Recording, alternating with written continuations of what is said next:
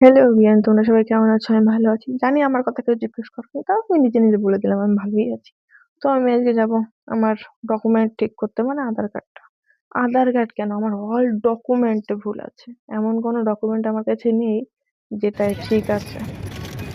কে কে জানে কাকে দিয়ে বানাইছিলাম আধার কার্ডটা, ভোটার কার্ড, তারপরে জন্ম কার্ড, সবকিছু ভুল।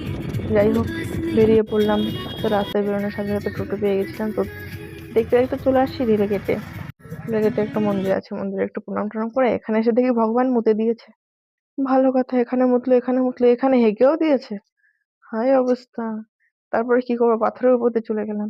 তারপরে দেখলাম হঠাৎ করে একটা বাস আসলো, কিন্তু এটা ফ্রি না, টাকা নিল।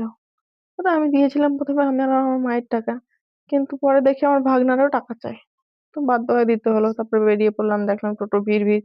এটা আমাদের কানকি মন্দিরে তো আলু বস্তা। তারপরে আমাদের কাজের জন্য ঢুকে পড়লাম। থেকে সিঁড়ি থেকে গিয়ে ভেতরে গিয়ে আমি বরকে ফোন করলাম, দেখলাম আমার বরটা হাজির আমার সাথে দেখা করার জন্য। তারপরে কাজ হয়ে গেলে বেরিয়ে পড়লাম। আমার বরটা আবার আমার জন্য চকলেট এনেছিল, চকলেট। সেটা আবার খেলাম। আর রাস্তার পাশ দিয়ে তো দেখতেই পাচ্ছ, আর রাস্তার পাশে যদি জামার দোকান দেখি আমার তো চোখ আগে ওখানেই যায়। শুধু জামা আমাকে দাও দাও দাও, আমার নিতেই ইচ্ছে করে। তো দেখো ডাব, ফলের দোকানে তো একটা বিহার বাস। তারপরে দেখি বিহার বাস থেকে আমার ভাই আর ভাই বউ